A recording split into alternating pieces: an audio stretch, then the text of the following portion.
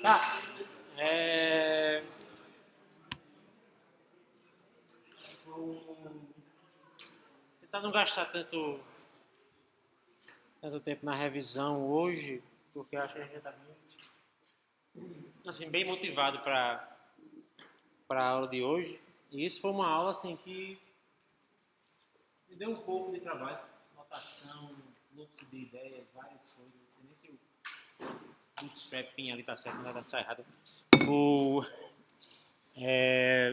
mas o que eu quero motivar é o seguinte.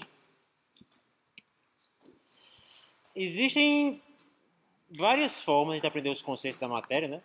Tipo,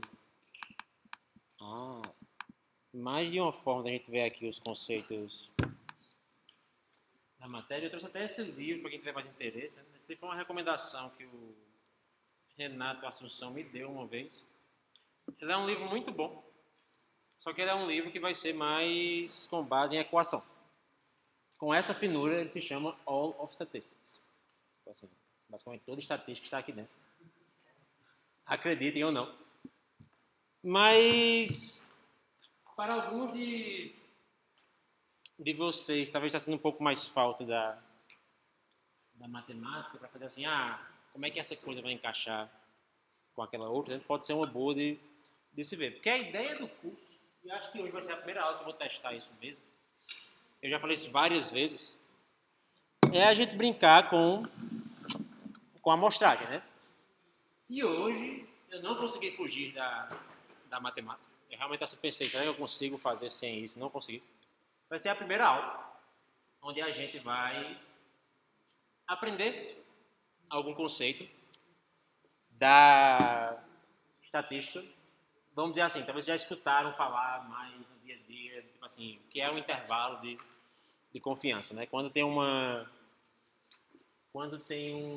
campanha política, as pessoas mensuram ou fazem pesquisas, censos sociais, tipo assim, censos demográficos.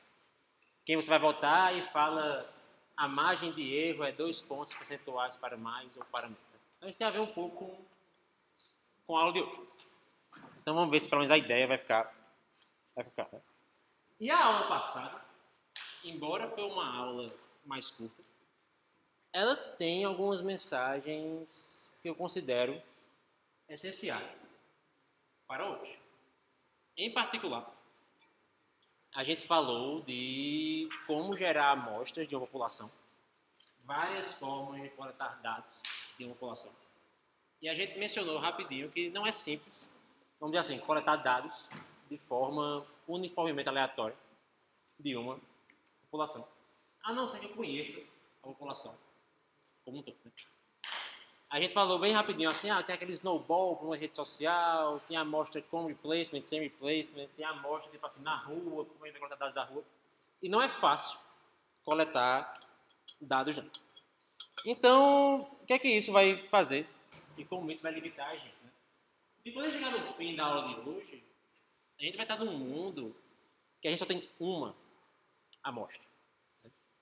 A gente vai começar a querer falar alguma significância estatística com apenas uma amostra dos dados. Entende? A gente não vai ter mais assim tanto essa brincadeira de eu vou conseguir gerar infinitas amostras ou coisa do tipo. A gente vai começar de um mundo um pouco mais simples. Né? Hoje eu vou falar de médias, medianas e da variância e do desvio padrão. Então, só lembrando a média simples, né? Embora a gente tenha as outras médias, é só a soma dividido por ele. A mediana vai pegar aquele local onde 50% dos dados está para a esquerda ou para a direita. E o desvio padrão, ou a variância, é o quão distante minhas observações estão da média ao quadrado em média. Ou seja, qual é a média da distância das observações para a média ao quadrado. Outra forma de ver isso. E onde é que a gente vai chegar com isso? Né? Tipo, a gente quer testar a hipótese, né? A gente quer falar alguma coisa do mundo real. E as próximas...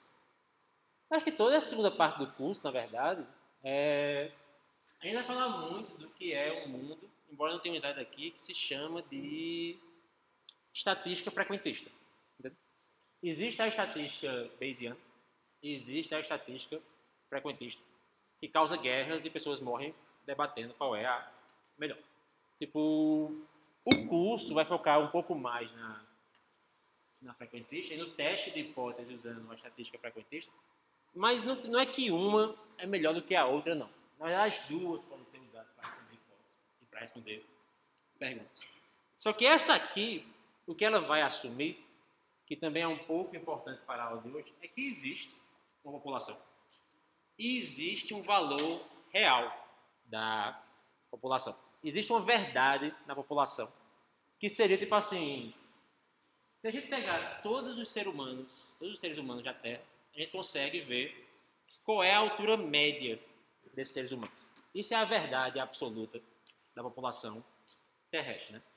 E a estatística frequentista está um pouco preocupado em qual é a nossa margem de erro em tentar chegar perto ou em tentar estimar essa média populacional usando amostras, né?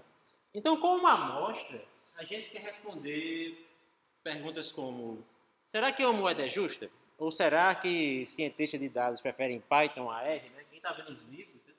Alguns livros são em Python, outros são em R, alguns são preferem Python, outros preferem R. Como é que a gente tira assim alguma resposta para essa pergunta? E eu vou tentar voltar um pouco para o mundo de causalidade daqui a uma ou duas aulas, quando a gente controlar um pouquinho mais o experimento e fazer um teste estatístico no ambiente mais controlado. Tipo, essa terceira aqui é tipo assim, as pessoas tendem a navegar para fora da página. Se surge um anúncio, se surge uma propaganda, as pessoas tendem a fechar vídeo de YouTube quando surge uma propaganda, né? Tudo perguntas que a gente pode inferir a partir dos dados. E essas hipóteses vão ser traduzidas em estatísticas. A gente já viu várias delas, né? Na aula passada eu tentei voltar na definição, assim, o que é uma estatística de um dado. Uma média é uma estatística de uma amostra. Uma variância é uma estatística de uma amostra. E para quem lembra da primeira aula, na primeira aula eu vou perguntar assim, vamos supor que eu quero saber se as pessoas que vêm do ensino público ou que vêm do ensino particular, privado, têm notas maiores no Enem. Né? Tipo assim, qual desses dois grupos vai ter a nota maior no Enem? Então a gente pode começar com hipótese. A hipótese pode ser, olha, o ensino público tem nota maior no Enem. Ou a hipótese pode ser o contrário, olha, o ensino privado tem nota maior no Enem. E a gente quer mensurar alguma coisa dos dados, mas a gente quer mensurar um certo nível de certeza, de incerteza nos nossos dados, para responder essa pergunta da seguinte forma: a diferença entre as médias, se eu pegar a média das pessoas que fizeram o Enem e são do ensino particular, e se eu pegar a média das pessoas que fizeram o Enem e são do ensino público, e eu computar a diferença dessas médias, a chance dessa diferença ser menor do que zero, ou do zero estar contido nessa diferença, talvez seja a forma mais correta, é muito baixa. E quando eu falei na aula passada, ou passada mesmo, assim, quando eu falei na aula passada, depois da prova, dizendo, olha, existe um problema com estatística hoje em dia, existe um problema com p-valor, um pouco menos com p-valor de confiança, que é a aula de hoje, mas existe um problema com esse mundo hoje em dia, que as pessoas sendo contra esse mundo, estão falando assim, a gente não devia mais prestar tanta atenção para esse mundo, é porque essas frases não são fáceis de interpretar, não. Tipo, eu mesmo tive uma dificuldade grande tentando juntar as peças da aula de hoje para falar assim, ok, o que é o intervalo de confiança? E eu espero que depois dessa aula, talvez dessa da próxima aula, vocês entendam o que é um intervalo de confiança e o que é um p-valor de uma forma mais simples. Então a gente tem uma população, a gente vai pegar uma amostra pequena aqui e a gente vai querer responder uma pergunta com base nessa uma amostra nossa. A gente vai supor algumas coisas, tipo, a gente vai supor que a população pode vir de uma distribuição conhecida. Caso ela não venha, já dando um pouco de spoiler, a gente tem o teorema central do limite, que fala que se for uma média de média, se for assim, amostra de média, isso vai cair no normal. Então a gente tem um pouco para onde brincar. E tudo isso tem a ver com o mundo paramétrico contra não paramétrico. Então, na aula de hoje, eu vou mostrar um pouco dos dois mundos. Primeiro, eu vou assumir que eu conheço um pouco dos dados, e depois eu vou começar a assumir que eu não conheço mais nada de onde ver os dados, que seria o mundo não paramétrico. A primeira forma que a gente vai aprender a fazer isso vai ser com o intervalo de confiança. O livro de Berkeley lá, o Inferential Thinking, do Data 8, ele segue uma ordem contrária. Ele fala de p-valor antes. O Open Interest Statistics segue uma ordem já ao contrário, já que é mais aqui. Fala de intervalo de confiança antes. Depois de conversar com o Karen um pouco, assim, vai ter uma sugestão dela, eu concordo. Eu acho que falar de intervalo de confiança primeiro faz mais sentido. Porque daqui a gente consegue, talvez, ir para o mundo de p-valor de forma mais simples. E isso nada mais é do que mensurar a incerteza da nossa amostra. Agora, mensurar a incerteza da nossa amostra em relação a quê? Vamos chegar nisso já. E pode ser usado para testar as nossas hipóteses. Então, qual o problema que a gente está começando a encarar a partir da aula de hoje na prática? Né? A gente correu lá fora, perguntou para 100 alunos, aquela brincadeira que teve alguns aulas atrás, né? Perguntou para 100 alunos quantas matérias eles fazem, tirou uma média desses 100 alunos para saber quantas matérias eles fazem, ou tem uma distribuição dessas 100 alunos para saber quantas matérias eles fazem. E a gente faz o que com isso agora? O que a gente usa para conseguir responder uma pergunta nesse mundo? Se a gente souber essa população, é mais fácil falar alguma coisa. Então vamos começar nessa brincadeira aqui, né? Vamos começar assumindo que eu sei a população. Então vamos supor que eu vou jogar uma moeda para cima 30 vezes. E se eu joguei essa moeda para cima 30 vezes, ela caiu em cara 22 vezes. Vocês acham que essa moeda é justa? Onde uma moeda justa é um termo meio... Onde uma moeda não viesada é uma moeda que vai cair em cara mais ou menos metade das vezes. Vocês acham que essa moeda é justa ou não? Por que tem como saber? Porque só vai saber no fim. A maior pode não seguir a distribuição dela nas primeiras. Mas eu sei o que eu espero de uma moeda. Justo? Eu posso comparar com esse mundo? Posso. Tipo, nada impede de comparar com esse mundo. Então isso é um pouco de motivação. Eu tentei fazer uma coisa na aula de hoje, que bom, vamos já deixar claro, que assim, eu vou chegar em intervalo de confiança já. Essa primeira parte não tem muito a ver com intervalo de confiança não. Mas para motivar assim, quando eu sei a população, a coisa fica mais simples. Então, como é que a gente responde a pergunta acima, né? Porque como você falou, não é impossível eu jogar a moeda para cima e ela cair em cara 22 vezes, não. Mas eu consigo mensurar alguma incerteza sobre uma moeda cair em cara 22 vezes?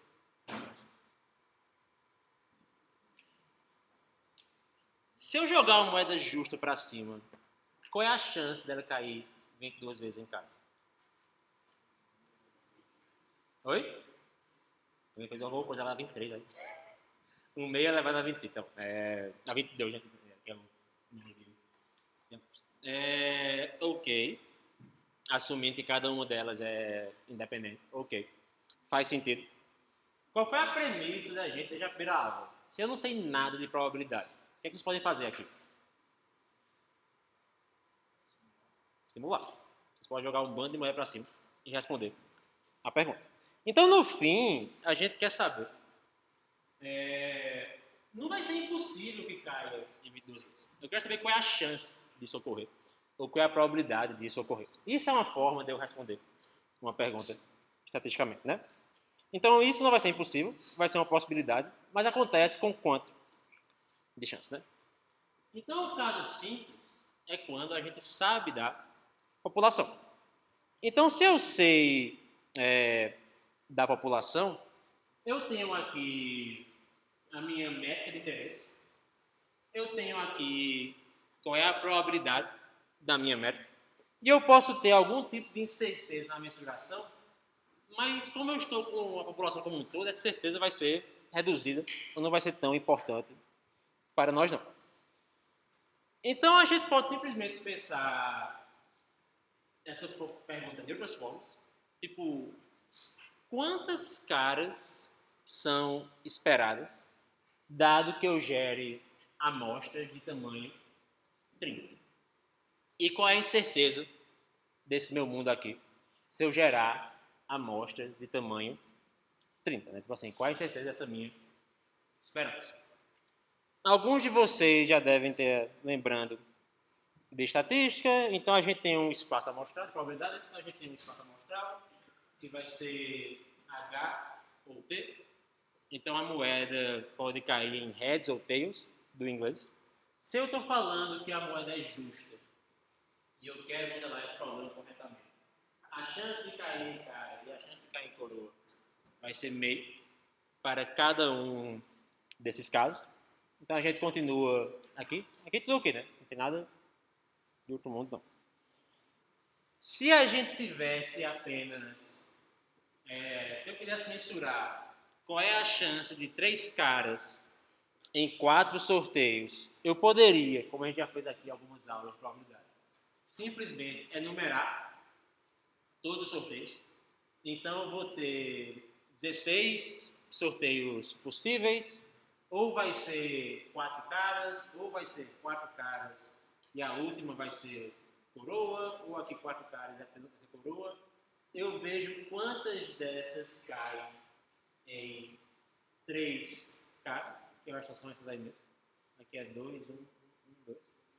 Então eu tenho 4 sobre 16 casos, ou seja, 25% dos casos, onde seria possível cair 3 caras no lançamento de 4 coroas. E esse número ele é alto ou baixo? Vocês acham? 25% de chance. Alto. Entendeu? Eu não sei se eu faria muita aposta com o número 25% não. Assim, no geral, ainda fica atrás daqueles números, tipo 5%, 10%, 1%, entendeu? A gente quer que a chance daquele valor ocorrer seja muito baixa. Para a gente dizer, olha, essa chance é tão baixa que muito provavelmente a moeda não é justa. Muito provavelmente ela não é justa. Não quer dizer que é impossível ela ser justa, não. Mas a chance de eu cometer um erro falando que ela não é justa vai ser baixa também. Então a chance de eu errar ao falar com vocês vai ser mais ou menos 5%. Não nesse caso, mas eu não quero chegar já já. Então aqui é o caso simples, onde eu consigo enumerar tudo e eu consigo responder essa resposta enumerando tudo. Então a ideia, ok, qualquer dúvida, por favor, fala, para a gente continuar. Que tem um pouquinho, assim, muito assunto na aula de hoje. Aí alguns de vocês vão falar assim, não, tipo, eu lembro que eu aprendi em probabilidade, quem não aprendeu não tem problema, mas eu lembro que eu aprendi em probabilidade que se eu jogo uma moeda para cima, isso é um evento chamado de Bernoulli, isso vai ser modelado com a distribuição de Bernoulli, onde basicamente é uma distribuição de probabilidade com um único parâmetro P, que é a fração de sucesso. Então isso é uma VA Bernoulli, só para talvez quem nunca viu isso antes, tipo.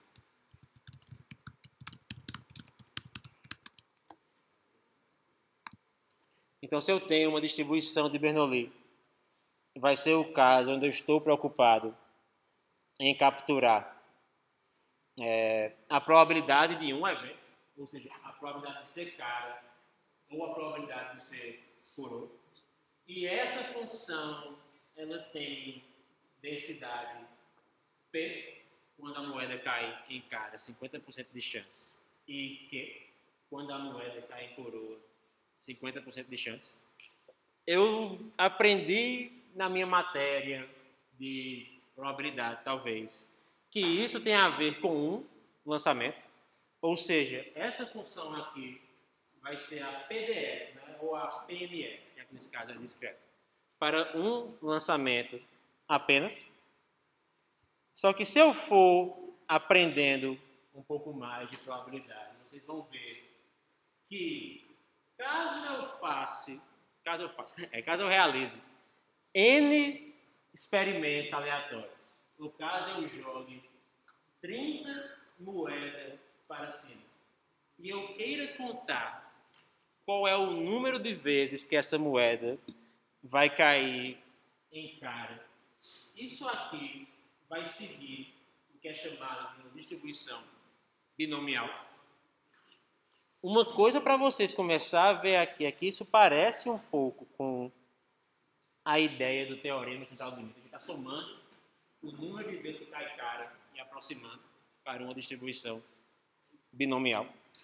Aí quando a gente vai abrir a distribuição binomial e você vê que ela já aparece como normal, ela tem uma cara muito parecida com a normal, só que no mundo discreto.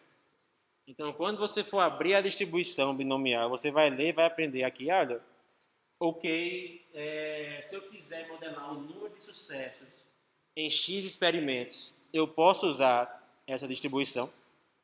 Então, essa distribuição tem essa cara aqui, onde a ideia não é tão complicada, não, embora a equação talvez assuste um pouco. Então, a probabilidade de K sucessos em N jogadas da moeda vão ser todas as combinações de N, K, K, vezes a probabilidade de ter esses K sucessos e 1 menos a probabilidade de ter justamente os K se não forem um sucesso. Então, isso aqui é como se fosse assim, qual é a probabilidade de ter 3 caras e uma coroa? Então, aqui K igual a 3, aqui 4 menos 1 vai ser 1. Então, 3 e 1 aqui.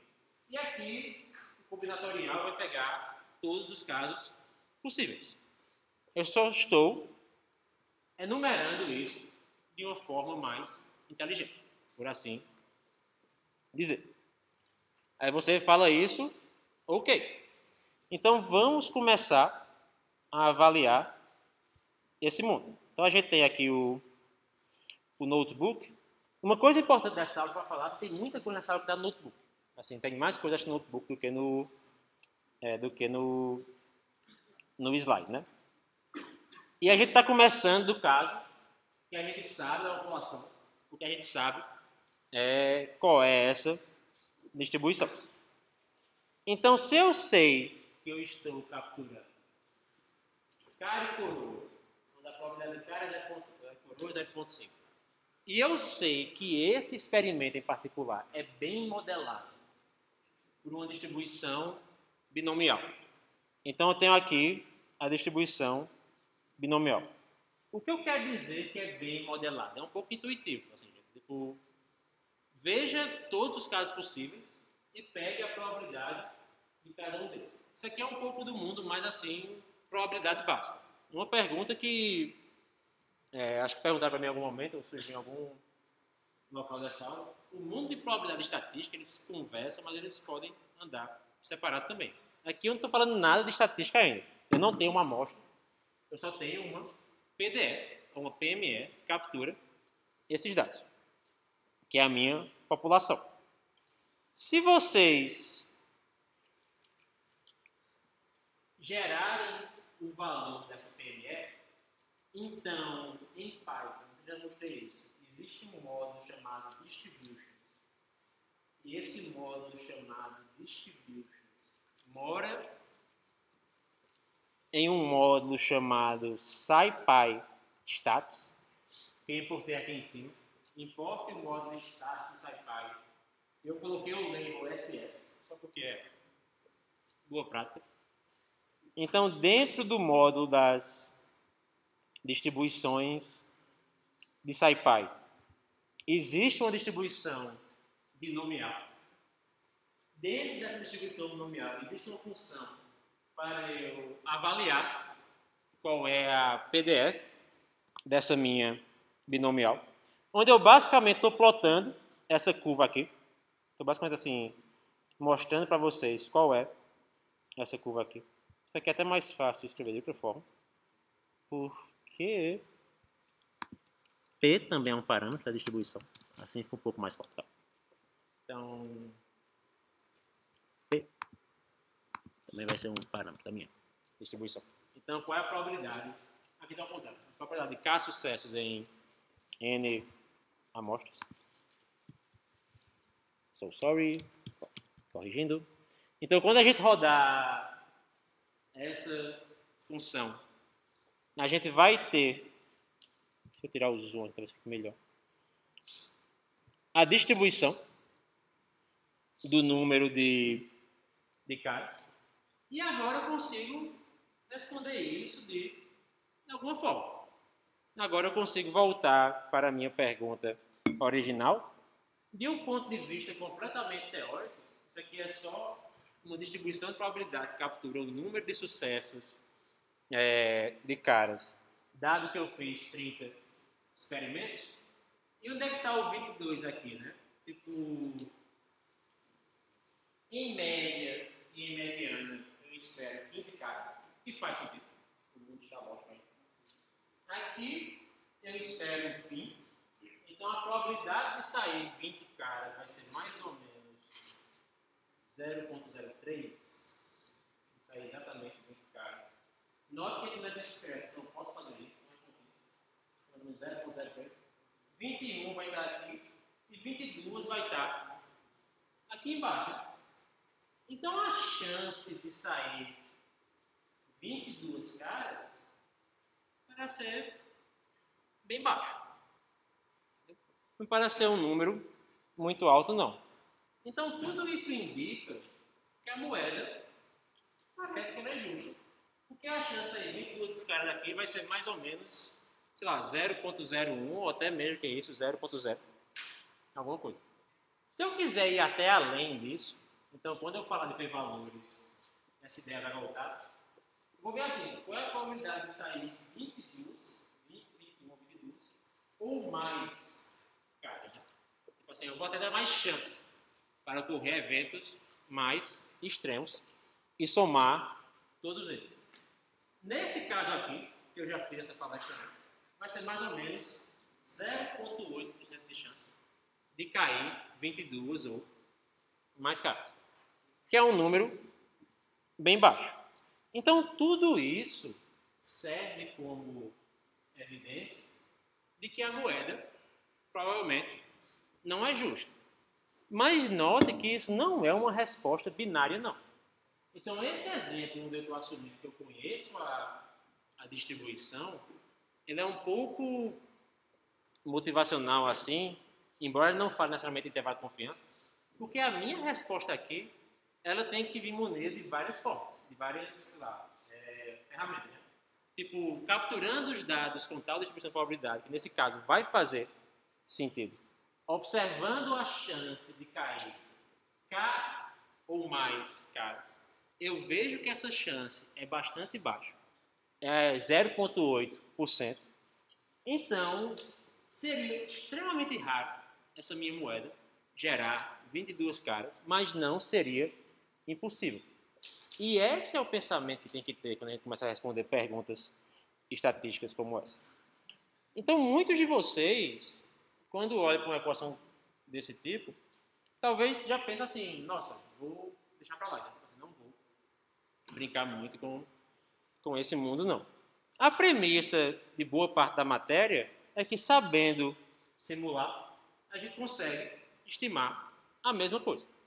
Então, só para motivar melhor, tipo, se eu pegar a minha distribuição e eu verificar aonde cai 95% dos valores nessa distribuição que eu estou mensurando agora, eu vou observar que 95% dos valores estão entre 10 e 20. E uma outra forma de vocês responderem essa pergunta seria assim, olha, 95% dos casos, isso não é intervalo de confiança, mas 95% dos casos, eu esperaria estar entre 10 e 20. Então, se não está entre 10 e 20, eu estou nos outros 5% dos casos, provavelmente. Então, eu posso cometer um erro. Eu posso ter caído com 5% de chance em um desses lados aqui.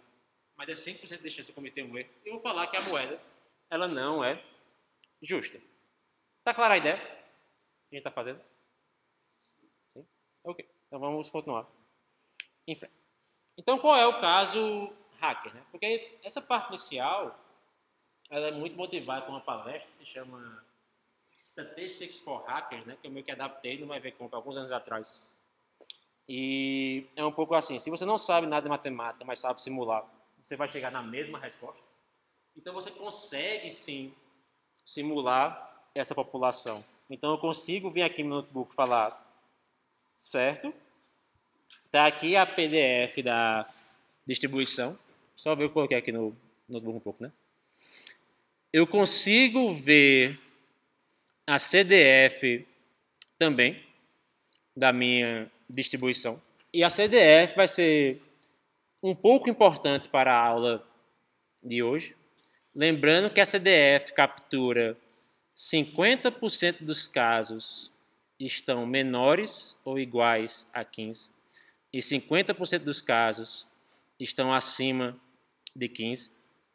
2,5% dos casos, que seria mais ou menos aqui, se a gente conseguisse fazer uma linha reta aqui, mas deveria dar 2,5% dos casos, embora a proporção não ajude muito, talvez por causa da grossura da linha, estão abaixo de 10, porque 50% deles,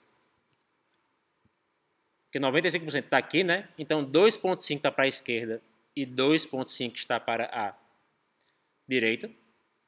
E 2,5% dos casos também, se eu pegar aqui o 20 lá em cima, vão ser mais ou menos acima de 20, que seria essa areazinha para cima aqui.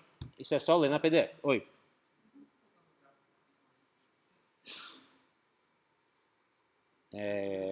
Aqui, tá aqui.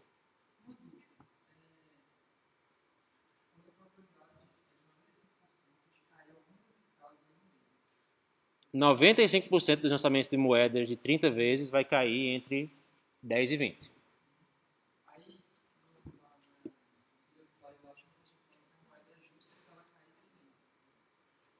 É.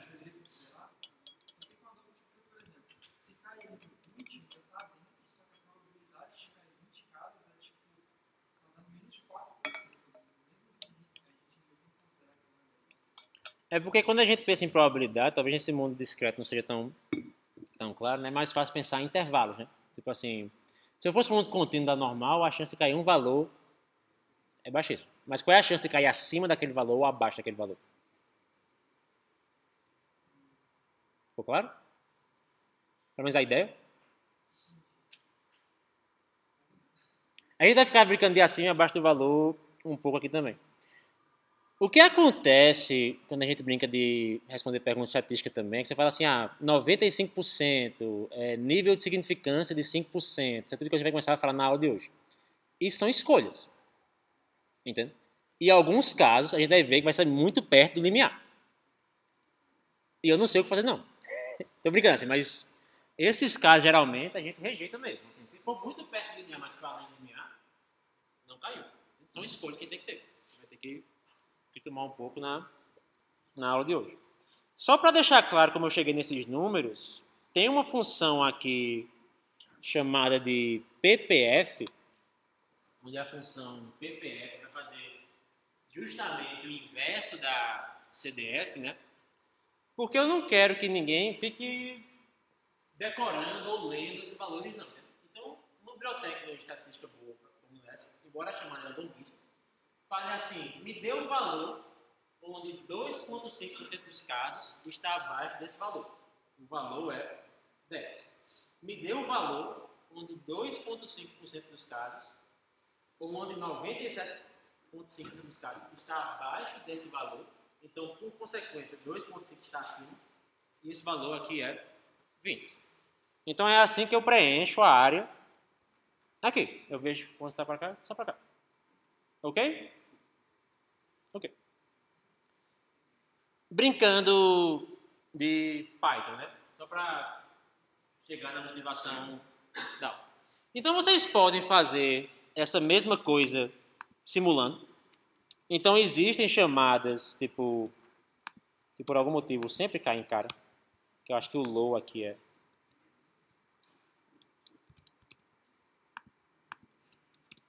Pronto, né? Então existem chamadas para a gente simular uma moeda para cima. Eu consigo simular 30 moedas sendo jogadas para cima. Como é que isso vai ligar para o fim da aula? Também dando um pouco de spoiler. Em algum momento a gente vai tentar capturar essa ideia de simulação sem saber a população. A gente vai tentar simular usando a amostra, que parece uma loucura, mas funciona. Então eu consigo simular da minha população, jogando 30 moedas para cima. Eu vou fazer, eu já fiz isso em mais de uma aula, 10 mil simulações dessa. Então eu tenho um laço que faz 10 mil simulações de jogar 30 moedas para cima e soma quantas vezes isso caiu em cara. Aí eu ploto esse meu histograma, que vai cair e vai ser quase igual à distribuição teórica que a gente viu lá em cima. Tudo isso sem saber nada de estatística. Talvez seja bom a gente voltar para os slides, né? Onde isso vai caber melhor. Então eu jogo a moeda para cima 30 vezes e repito essas 30 vezes 10 mil vezes. Tiro a distribuição do número de caras e isso deve bater quase igual à distribuição que a gente tinha antes. Agora aqui olhando para um histograma normalizado. E eu consigo verificar o mesmo intervalo, onde é que cai 95% dos dados. Ou seja, tire 2,5% para a esquerda e tire 2,5% para a direita. Tem função Python que faz isso também. Então a função percentil. Eu posso ver a CDF também, que vai ser quase igual a CDF da outra. E a função percentil do NumPy, que é um pouco diferente daquela função PPF, né? Porque aqui já é de dados. Aqui eu não estou assumindo nada da minha distribuição. Então eu gerei os dados e eu vejo que 2,5% deles estão abaixo de 10 e 2,5% deles, porque 97,5% está abaixo, né? Então 2,5% estão acima de 20. E aqui eu consigo montar um intervalo para brincar um pouco, que é basicamente ver aqui quem está abaixo de 10 e quem está acima de 20. E é isso. Tem como fazer isso também usando a CDF empírica. O que é a CDF empírica? Só para mostrar. A gente fez um código disso outra vez, né? Tem uma biblioteca que computa para a gente uma distribuição de probabilidade cumulativa dos dados, por isso que é chamado de empírica. É o importe mais longo que eu faço na minha vida. Geralmente é esse. Tipo, Stats Model Distribution, Proof Distribution for SDF. Então eu passo os dados e vai me dar essa curvinha, que vai ser igual à distribuição teórica. E eu consigo também tirar os percentis, né? Onde o percentil é só o inverso aqui, né? Tipo assim, aonde cai. Se eu pegar aqui o número 2,5, né? Então 2% dos casos estão abaixo do que 10. Então está claro a noção de percentil, está claro a noção de CDF e eu acho que está claro também a ideia de fazer esse intervalo. Alguém tem alguma dúvida em algum desses conceitos? Antes da gente continuar? Construir em cima de tudo isso? Não. Então vamos lá. Tudo isso a gente tem falado já antes, assim, na primeira prova, né? Assim, como é que a gente computa um CDF usando o histograma? Ou como é que... Aqui eu estou mostrando os códigos que já fazem isso pronto para a gente. Então aqui a CDF empírica vai bater quase igual à CDF teórica, porque eu estou simulando esses dados. Tirar o intervalo, você pode usar ou o objeto SDF, que está no notebook, ou usar a função NumPy.percentil, que está no notebook também. E a gente consegue ter uma noção de onde vai cair esse intervalo. Pela lei dos grandes números, e isso vai ser útil para a gente entender o bootstrap, quando eu estou computando uma CDF Então, imagine que esse F chapéu é a CDF empírica. Ou seja, isso aqui é a CDF que eu estimei dos dados. Lá em cima, eu tenho a CDF que vem da distribuição, não tenho, né? Mas eu tenho no notebook a CDF que vem da distribuição real. Ou não tenho. Deveria ter, né? Aqui. Você vê que as duas são basicamente iguais. Tem que eu vou parar aqui, talvez. Você vê que as duas são basicamente a mesma. Olha só. Quando eu gero dados suficientes, a função de probabilidade cumulativa, que é aqui está a notação de Fzão, esse aqui é esse Fzão, nada mais é do que a probabilidade de... Então, Fzão nada mais é do que a probabilidade de eu ver um número menor ou igual a t, e Fzão chapéu t vai ser a mesma coisa, só que isso aqui vai ser estimado dos dados. Então, meio que assim, tem um chapéu na frente porque vem dos dados. Não quer dizer que é. Enfim, esses aqui são dados. E isso aqui é. Então, se eu gero uma distribuição de probabilidade empírica, uma CDF empírica dos dados, e eu tenho uma população muito grande, quase certamente, ou mochura, porque isso é probabilidade, eu posso errar um pouco, mas quase certamente, uma vai convergir para a outra com amostra suficiente. Alguma aula passada perguntaram, tá, mas convergir não é só no infinito? Com amostra suficiente, a probabilidade desse erro, ou seja, se eu pegar dois pontos, vai ser pequena entre essas duas curvas, quando o n vai ser grande. E quando o n for para infinito, ok, a coisa vai dar certo. Com certeza. Por que isso ocorre, né?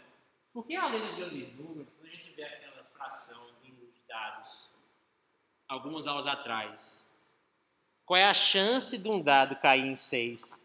E a gente via que isso meio que subia e depois estabilizava, né? Ficava um pouco meio que dado uma amostra também no n. Qual é a probabilidade de uma moeda?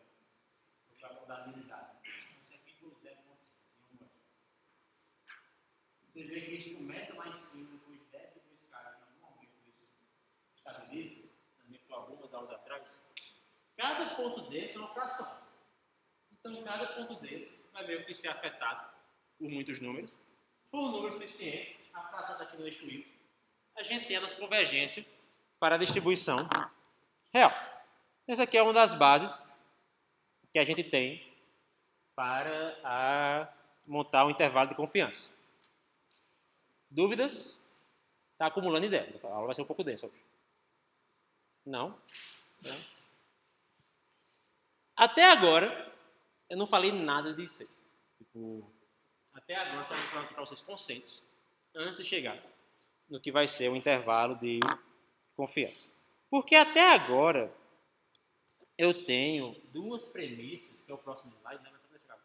Que elas são muito fortes. A primeira premissa que eu tenho é que eu consigo usar a população. Que eu vou saber usar a PDF real, ou a PMF real da minha população. E isso nem sempre vai ser verdade, mas com dados suficientes a gente consegue aproximar a PDF da população. Obviamente pela lei dos grandes números. Ou, porque embora eu estou simulando, essa simulação da aula de hoje ela é um pouco mentirinha. Porque eu estou jogando moeda para cima, mas jogar moeda para cima é fácil, né? Porque eu entendo qual é a lógica e qual é a noção de uma moeda justa. Tem que ser 0,5. Entende? Eu não estou gerando amostras do mundo real. Entende? Isso é uma simulação, realmente simulação. Assim. Eu estou dizendo que P é igual a 0,5. Então tem que bater com a distribuição. Se não bater com a distribuição, o mundo estaria louco, né? Porque isso é o que a teoria fala. Se você gera números com chance de 0,5, vai seguir o número de sucessos em K, em N jogadas, vai seguir uma binomial. Na prática, eu vou ter uma amostra. Ou na prática, eu vou ter duas amostras para comparar uma com a outra. Né? Mas geralmente, eu vou ter só uma amostra para trabalhar aqui em cima. Eu estou falando de simular 10.000 amostras. O que é que eu posso fazer quando eu só tenho uma amostra? Oi? Subamostras. Como é que você faria isso?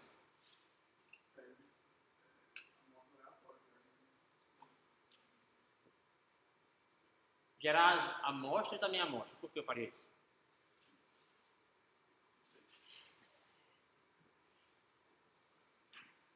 O que é que esse resultado aqui fala? Que se eu tenho dados suficientes, as distribuições dos dados começam a se aproximar à distribuição da população. Então, se eu tenho um número suficiente, gerar amostras da minha amostra, eu estou bem próximo de gerar amostras da minha população. E a gente definiu o bootstrap como ideal. Acabou. A gente vai por partes. Tipo assim, mas a ideia é essa mesmo. Tipo assim, a ideia é que se eu tenho uma amostra suficiente, como isso aqui se mantém, eu posso gerar subamostras da minha amostra. Para brincar um pouco com esse mundo. Mas vamos lá, eu vou chegar nisso daqui na terceira parte da aula. Intervalos de confiança, né? Então essa é uma parte que vai ter um pouco mais no É fácil a gente responder essas perguntas quando são moedas. A gente não precisa nem simular. A gente pode usar só as funções PMF, PPF, seja lá o que for que tem lá no Python. Vamos sair disso por um tempo e vamos voltar para um mundo diferente. Ou para o mundo que a gente já explorou em algumas aulas. Então, se eu tenho só uma amostra na mão, e por enquanto eu vou dizer que você não pode simular nada, e eu vou assumir que essa amostra é mais ou menos de 30 elementos, ou mais, porque 30 é um número mágico da estatística. A gente quer mais do que 30 elementos. Quando for menos do que 30, tem que mudar um pouco as hipóteses, as assumptions, mas eu falo sobre isso também em aulas futuras. Vamos supor que eu tenho pelo menos 30 elementos aqui. E que eu fiz, por exemplo, 100 jogadas de 30 moedas. Então eu tenho 100 elementos. E para cada 100 jogadas de 30 moedas dessa, eu mensurei o número de caras em cada uma das 100. Então a primeira deu 10 caras, a segunda deu 20 caras, a terceira deu 12, 15, 15, 20, 18, 17, 15, 14, 15, 16, 15, por aí. Então eu só tenho isso. Eu não tenho nada além do que isso. E eu tenho só 100 pontos, onde para cada desses pontos eu mensuro o número de caras da minha moeda. É tudo que eu tenho e é tudo que eu vou ter. Sem simular. Então vamos esquecer que vocês começaram a fazer ICD e vocês não podem simular. Qual outra ferramenta que a gente já revisou aqui eu posso usar?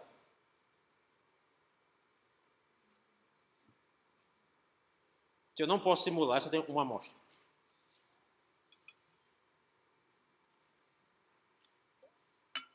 Quando eu faço uma pergunta do tipo, para ajudar vocês, quando eu faço uma pergunta do tipo, eu estou mensurando o número de caras em 30 amostras, e se vocês lembram, 2 ou 3 aulas atrás, antes da prova, que eu falei assim, vamos fazer uma brincadeira, onde 100 de vocês corre lá fora, pergunta para alguns alunos quantas matérias eles fazem, reporta para mim, eu guardo essa média, corre lá fora, faz a mesma pergunta, volta para mim, eu guardo essa média, corre lá fora, volta para mim e eu guardo essa média, a distribuição dessas médias vai seguir uma distribuição normal pelo teorema central do limite. Aqui eu não estou falando muito de média, eu estou falando de soma, né? Assim, número de caras. Mas como o n é 30 para cada uma delas, é quase igual. Assim, na verdade é a mesma coisa, você tem que multiplicar por n, todo mundo, né?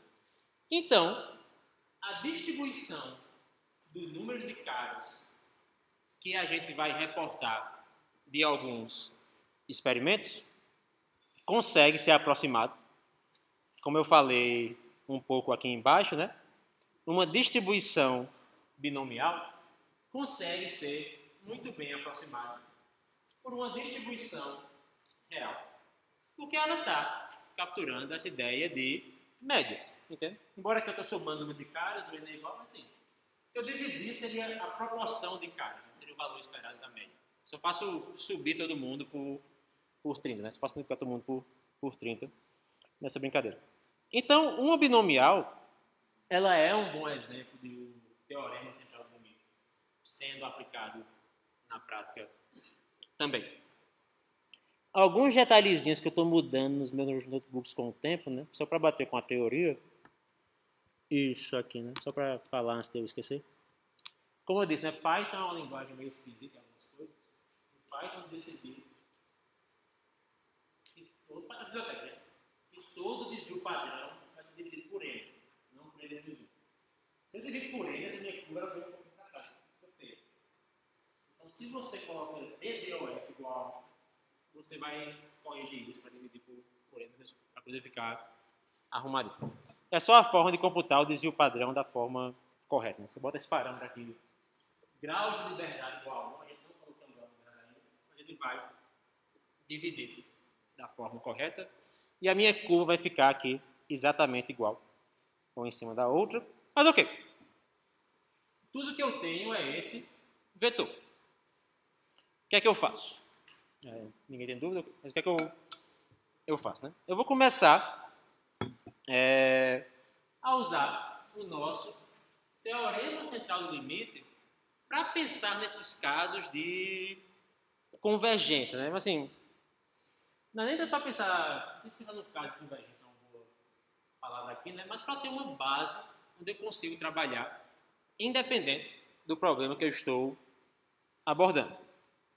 Então, se a gente lembra do teorema central do limite, quem não viu probabilidade desse teorema, você não viu, né? Só pensa aquela ideia assim, se eu vou tirar médias e reportar essas médias e depois fazer um histograma das médias, eu vou chegar numa distribuição normal, que é o que eu falei antes. E como eu falei no início da aula, estatística frequentista tem tudo a ver com a noção de que existe um parâmetro real que eu não observo, que seria a média real ou o número real de moedas que caem em cara, que eu não consigo observar.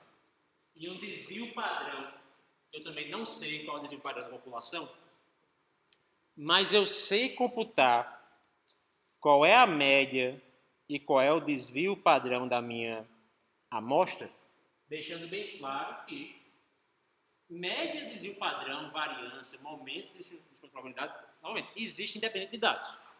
Quando você abre o Wikipedia sobre uma distribuição, fala lá, a média da distribuição é tanto, a variância é tanto. Isso não tem nada a ver com dados. Quando eu faço x médio igual a 1 sobre y, sobre o total de x, ou quando eu faço desvio padrão, vai ser essa diferença dos quadrados dividido por n menos 1, eu estou estimando isso dos meus dados. Estou tentando chegar perto daquilo que está lá, usando os meus dados. Então, se eu tenho isso aqui, o que é que o teorema central do limite vai nos dizer, né? Que cada amostra que a gente usa para computar a distribuição normal, ela tem uma média. E o algoritmo para gerar... Talvez seja melhor abrir o notebook, porque deve ser mais... Não tem isso notebook, né? E o algoritmo para gerar esses dados seria... Está lá embaixo. Está lá embaixo, lá embaixo, lá embaixo, lá embaixo, lá embaixo.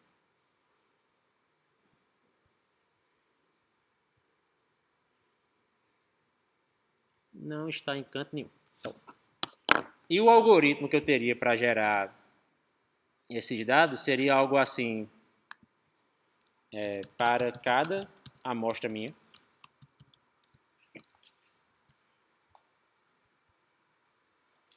para cada amostra que eu gero. Então aqui eu tenho as minhas amostras. Para cada amostra que eu gero, eu falo amostras índice igual a np.min amostra.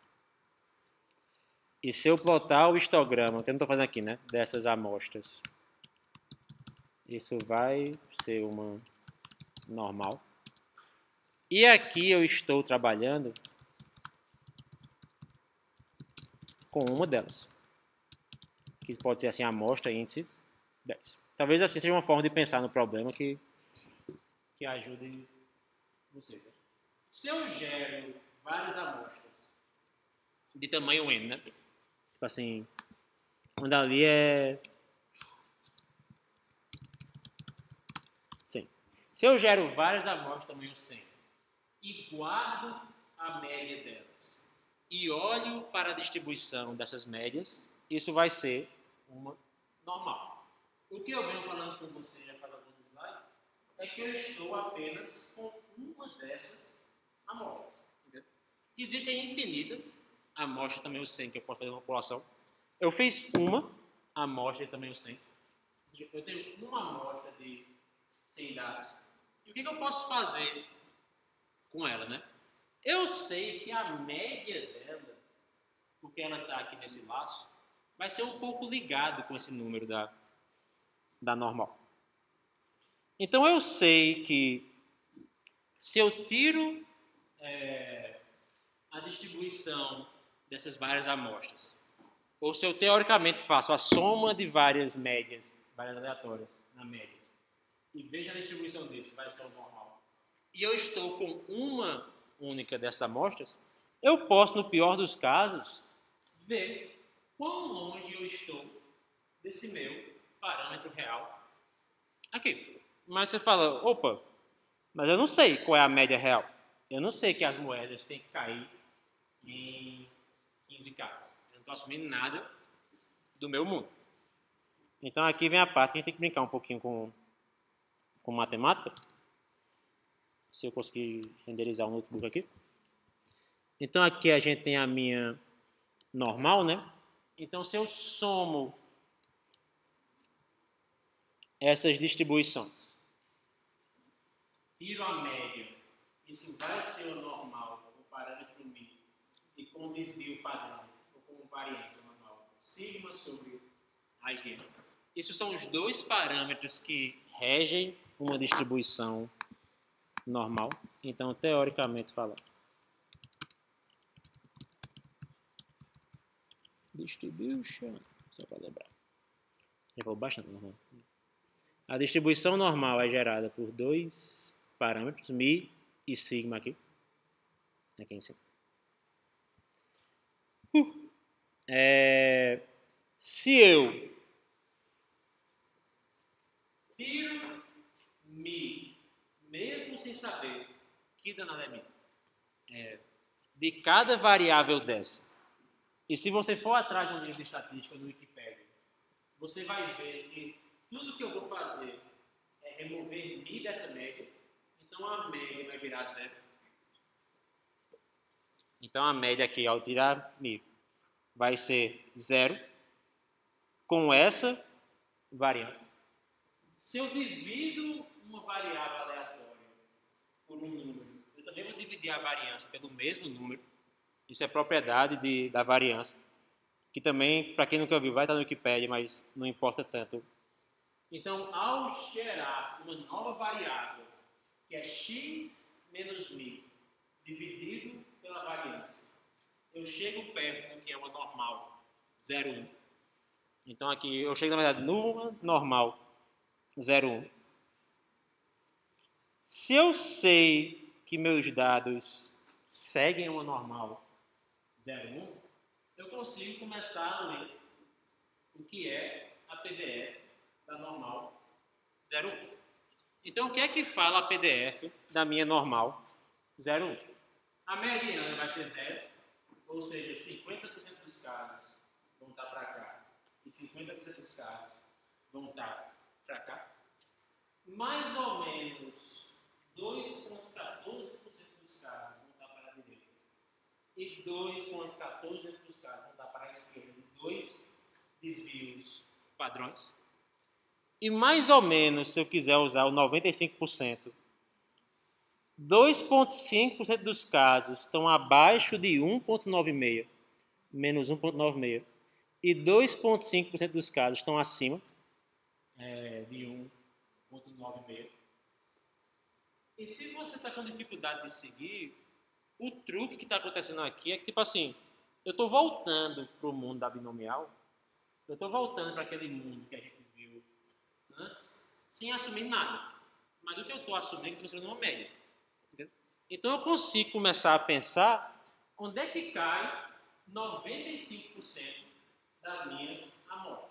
Vai cair nessa região aqui, quando eu penso em comparar uma média, porque a distribuição de médias, ela segue uma normal. Então, 2,5% está abaixo de 1,956, 2,5% está acima de, está abaixo de menos 1,956, 2,5% está acima de 1,956. E isso aqui é o mundo que eu tenho. Neste mundo, eu vou começar a me perguntar, eu vou começar a voltar para os meus dados reais, né? Então, se 2,5% dos casos vai estar entre menos 1,96 e 1,96, e a minha variável aleatória é esse x barra menos mi aqui, dividido por sigma raiz de n, o que é que eu posso começar a fazer? Jogar as equações para um lado e para o outro. Então eu jogo isso para esse lado, eu jogo isso para esse outro lado também. Chegando aqui, e depois eu jogo o x barra para cá e o x barra para cá, chegando aqui.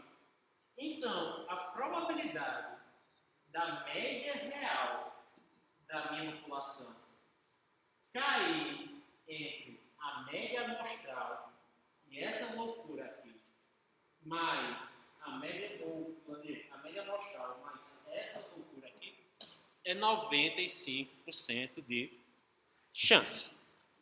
Isso é a definição de um intervalo de confiança. Se eu faço amostras de tamanho n, 95% delas vão conter a média amostral dentro daquele número que a gente está falando ali. Tá bom, agora vem aquela parte da aula que... Dúvidas? Todo mundo seguiu? Ninguém seguiu nada? Vocês vão começar a ver o que é a beleza de simular. Assim, por isso que simular é uma coisa fantástica. Então, isso aqui é como a gente faz estatística classicamente. Entendeu? Você faz a conversão, você tem uma média. Como você tem uma média, você sabe que a distribuição de várias médias segue uma normal. Se a distribuição de várias médias vai seguir uma normal, então o valor da população vai ser esse mi, que está lá na minha normal. Então eu vou transformar os meus dados não para pensar mais na distribuição de médias, mas sim para pensar na distribuição de médias menos a média real, dividido por essa variância sobre raiz de n. Tudo isso só porque eu quero chegar numa 0,1 aqui, menos, eu nego isso, dividido, eu divido aqui. Isso vem de propriedade da média e da variância. Chegando aqui, eu consigo computar aonde caem 95% dos dados em ZI, ou seja, 95% de dados normalizados ou transformados para esse mundo vão ser entre menos 1,96 e mais 1,96. E eu sei que a média real, com 95% de chance, vai estar entre esse intervalo e entre esse outro intervalo aqui. Como é que eu computo esses dois intervalos? Eu vou para os meus dados. Então, eu vou para os meus dados. Eu computo o desvio padrão. O desvio padrão das minhas 100 moedas é que eu tenho minha amostra no 100. vai ser 2,702. Sabendo do desvio padrão, eu computo o desvio padrão dividido por raiz de n. Então, o desvio padrão dividido por raiz de n vai ser 0,27. Sabendo que o desvio padrão sobre raiz de n é 0,27, eu pego a minha média da amostra. Então, a minha média da amostra vai ser 15,26. E eu crio esse intervalo de confiança, onde esse intervalo de confiança vai ser a média menos 1,96, esse valor lá em cima, e a média 1,96, aquele outro valor que está ali em cima. O que esse intervalo fala? Que com 95% de chance, a média real dos dados está entre 14,73 e 15,78, usando apenas uma amostra aqui. Então é isso que eu espero que a média real dos dados ocorra. E com 5% de chance, por isso que eu escolhi aqui 95%, né? E com 5% de chance, esse intervalo vai estar errado. Mas 95% das vezes ele vai estar correto. E a média vai estar em algum lugar aqui do meio. Esse intervalo de 14 a 15 inclui 0,22?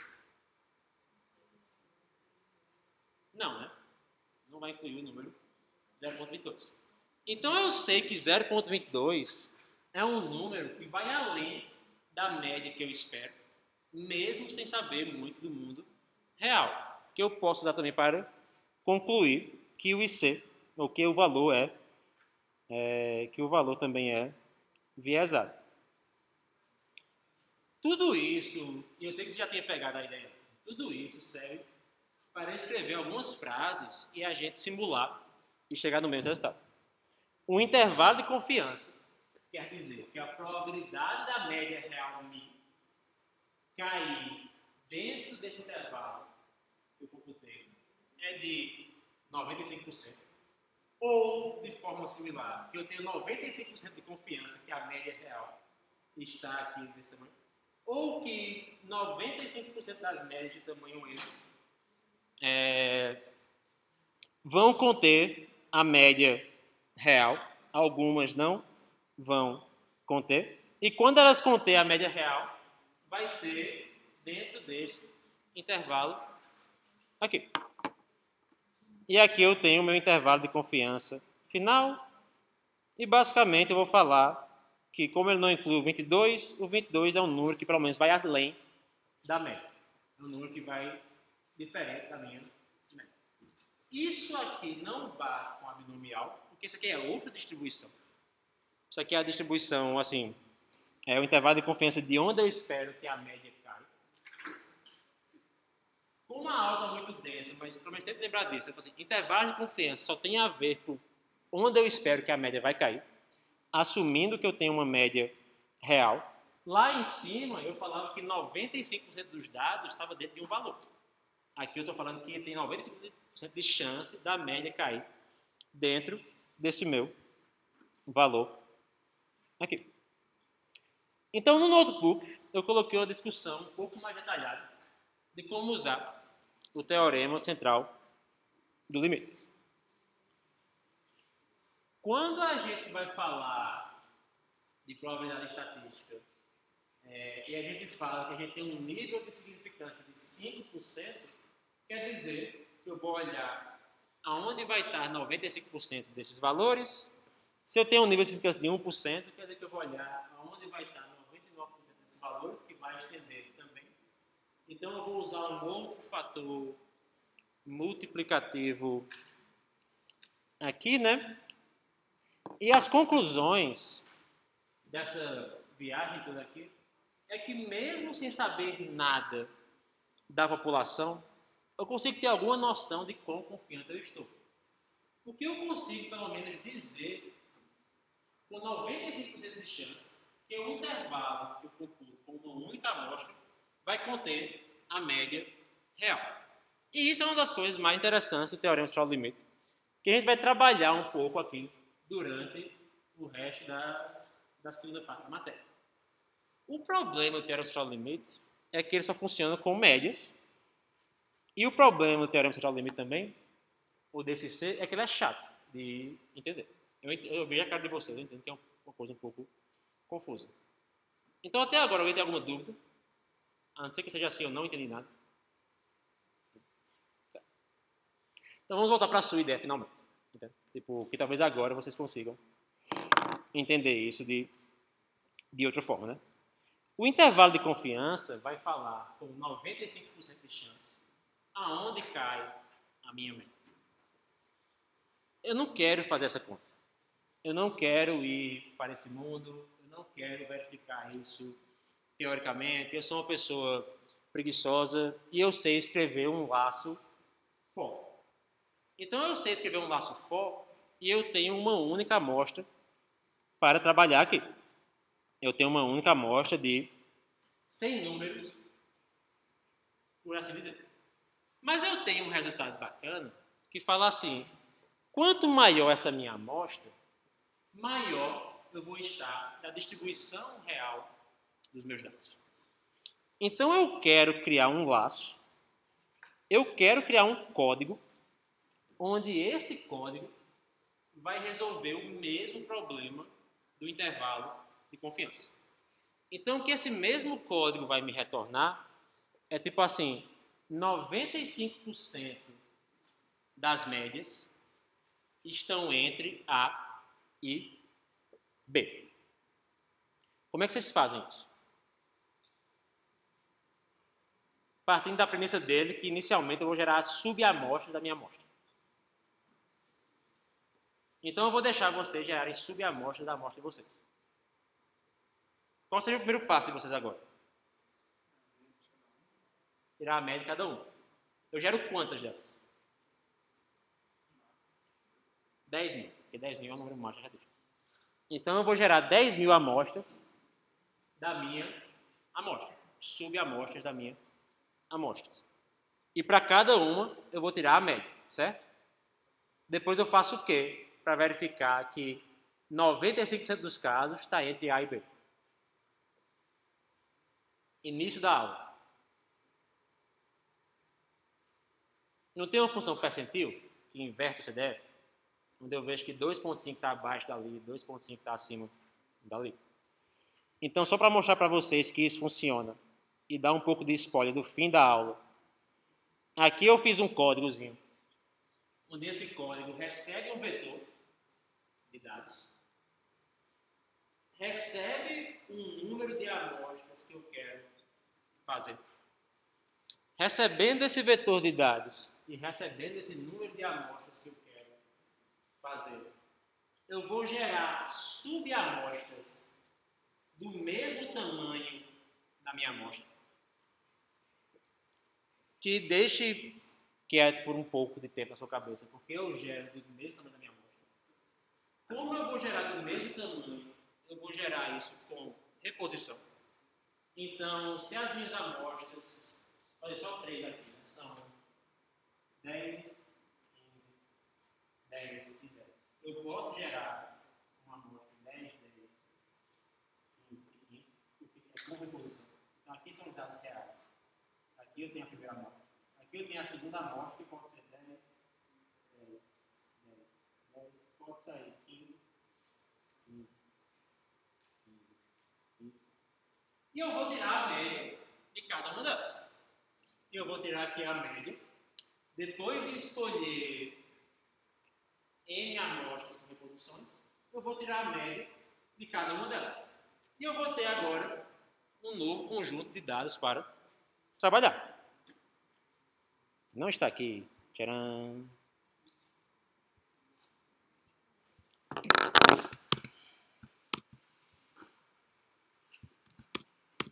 Ele quebrou lá em cima, né? Eu vou ter aqui uma nova amostrinha para... Onde quebrou?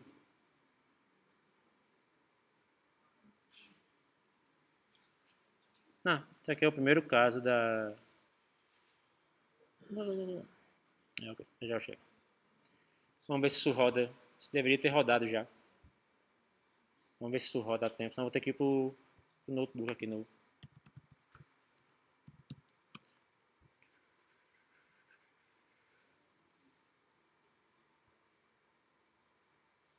Porque isso é lento, gente. Assim, gerar 10 mil, 5 mil amostras, não tem muita magia que vai fazer isso ser rápido, não.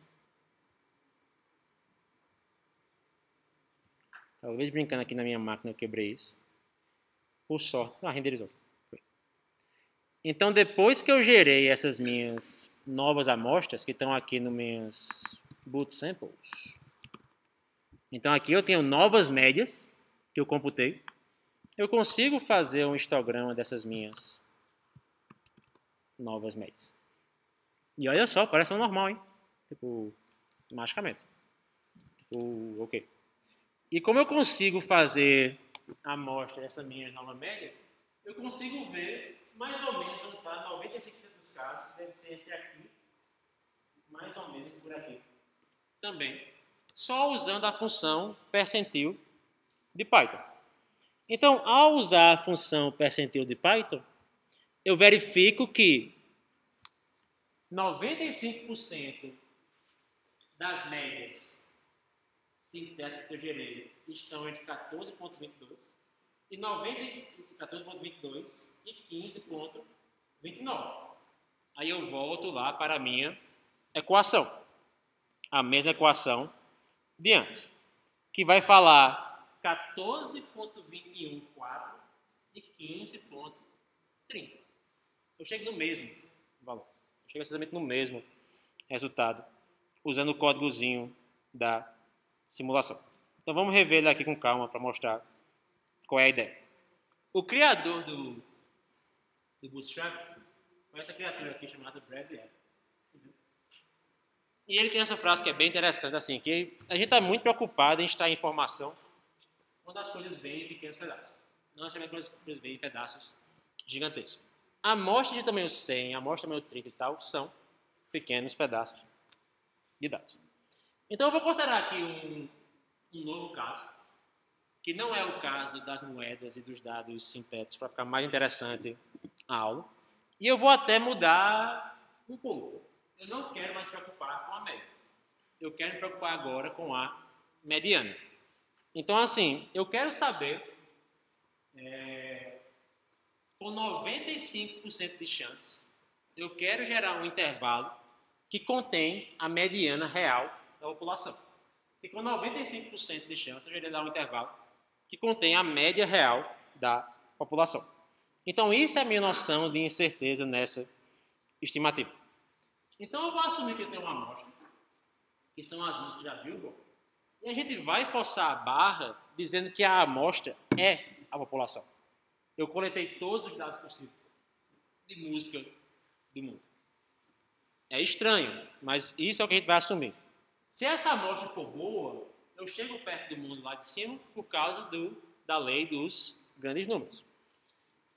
Eu quero falar que amostras de tamanho similar podem ou não conter a mediana real. Então eu gero samples dos meus dados com reposição, porque tem que ter o mesmo tamanho. Se for sem reposição, só cópia dos meus dados, né? Então eu gero a amostra dos dados com reposição, justamente para ter essa noção assim, eu tenho além do que essa população, eu tenho mais do que isso, eu tenho mais do que esses dados. Então a reposição captura essa ideia e eu vejo onde cai 95% delas. Então, se eu tenho aqui a população de músicas, eu tenho aqui 5 músicas, que eu peguei aleatoriamente, eu vou gerar a primeira amostra delas. E essa primeira amostra delas vai cair aqui com essa música repetida 2 vezes, mas não tem problema. É uma amostra com reposição, desde que ela tenha o mesmo tamanho dos meus dados reais. Eu estou refazendo o teorema central do limite. É isso. Eu estou refazendo a ideia de tirar médias de médias. Só que ao invés de sair correndo lá para fora, eu vou trabalhar só com vocês. Eu vou perguntar para vocês quantas matérias vocês fazem, vocês reportam. Depois eu vou pegar uma amostra de vocês com reposição, fazer a mesma pergunta, depois outra amostra com reposição, fazer a mesma pergunta. E isso vai bater com o caso real. Então a gente gera uma amostra, gera outra amostra, tira a média ou a mediana, e gera outra amostra e tira a mediana. Todas do mesmo tamanho. Lembrando que a população inicial ela é falsa. assim, ela não é real. A lei dos grandes números que leva a gente para próximo da população real. Então eu quero gerar um tamanho similar à amostra que eu fiz. Não é obrigatório, mas é bom. Por isso que eu faço com reposição. E eu tenho que fazer isso muitas vezes. Mas muitas vezes. Assim, em torno de dezenas de milhares de vezes. Eu tenho que gerar essa brincadeira. Caso eu tenha uma amostra inicial boa o suficiente, a gente vai se dar ok. Então, lembrando que essa convergência vai acontecer quase com certeza, o mundo real ele é preocupado em sumarizar amostras da população e o mundo do Bootstrap ele é preocupado em sumarizar subamostras da minha população. Como isso acontece, a variância do mundo real acaba e chega perto da variância do mundo simulado. Então, os dois mundos começam a ficar próximos um do outro. Como eu estou fazendo um bootstrap de medianas, vocês conseguem ver que isso converge. Mas não converge para nada próximo de uma normal. Isso é uma das vantagens do bootstrap. Tipo assim, intervalo de confiança para média funciona bem por causa do TCE. Não tem TCE para mediana. Tem versões esquisitas, mas não tem para média geométrica, não tem para outras estatísticas que a gente possa querer computar. Então, depois que eu simulo isso, eu simplesmente pego onde caem 95% desses dados e eu acabei de gerar um novo intervalo de confiança. Então, das amostras de tamanho similar aos dados iniciais que eu tenho, 95% delas vai ter um valor dentro daquela faixa. Que isso dá, assim, que 95% delas vai capturar também a mediana real, ou a mesma intuição do IC clássico. Tá clara a ideia? Acho que vou ter que voltar para isso na próxima aula para ver alguns exemplos com mais calma. Acho que mais de uma aula de bootstrap pode ser uma boa. Então, qual é a ideia? Gere a amostra com reposição tamanho N, compute a métrica de interesse, guarde e repita, e você gerou aqui o seu bootstrap. Qual é a grande vantagem do bootstrap? Você pode fazer para qualquer tendência central. A gente está fazendo aqui no exemplo para medianas. A gente não depende de um teorema central do limite. Assim, não depende do código, de um teorema central do limite. Para mensurar essa noção de intervalo e essa noção de conseguir capturar uma estatística real, o teorema central do limite ele vai falhar quando as amostras são muito pequenas, quando as distribuições têm média e variância muito alta, tipo aquela distribuição de cauda pesada. Quando eu quero fazer valores extremos, quando eu tenho dados pequenos, quando eu tenho dados temporais. São todos casos de falha, né? Então eu consigo agora, só para talvez ligar um pouco no mundo de hipótese, né? Falar assim para vocês, olha, dado que eu tenho a população de vocês aqui, e dado que alguns de vocês foram de escola pública e outros de vocês foram de escola particular, como é que eu comparo a nota do Enem? Ou como é que eu comparo a nota de ICD? Ou quem quiser fazer outra forma, eu comparo a ICD de quem está do quarto período para frente e de quem está do sétimo período para frente. Dado que eu tenho dois grupos aqui, né?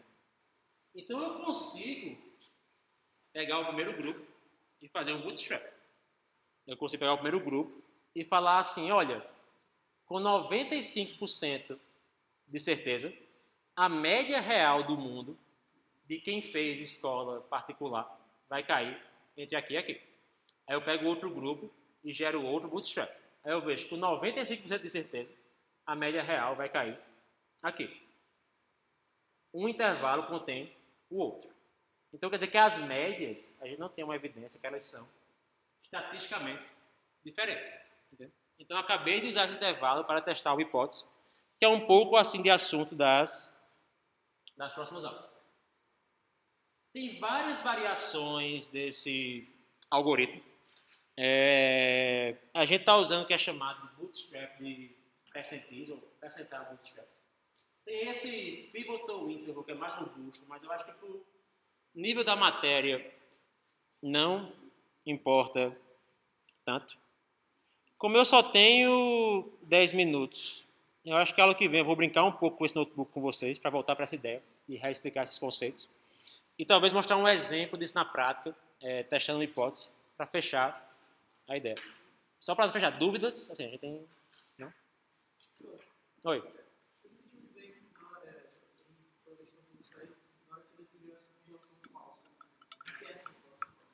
Porque eu não sei a população real. A população falsa é a amostra.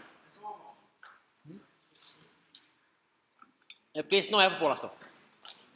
Mas se ela for grande o suficiente, ela aproxima a população. E se ela aproxima a população, ela aproxima o teorema central do limite.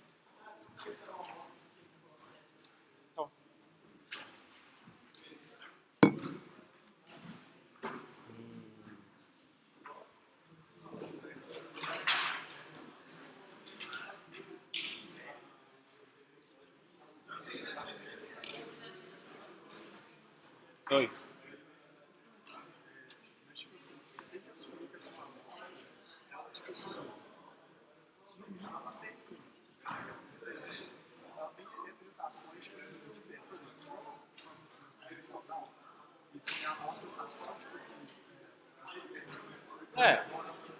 Você tem que assumir isso.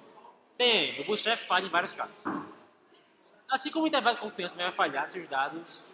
Então, assim, se eu tiro a média de média, mas eu faço com poucos dados, isso não serve como normal. Às vezes eu precisar de muitos dados para ser meu normal, né?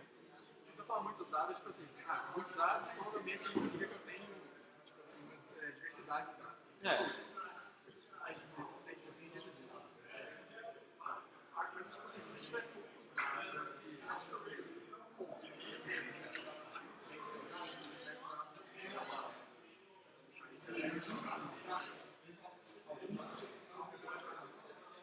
se você está fazendo o seu, tipo assim, isso também tem que ser mesmo sem os dados. Vai, mas você vai. Tem uns exemplos do não tem muito tempo de orar, não. Isso é entendido. Não, vamos ver. Acho mais fácil você seguir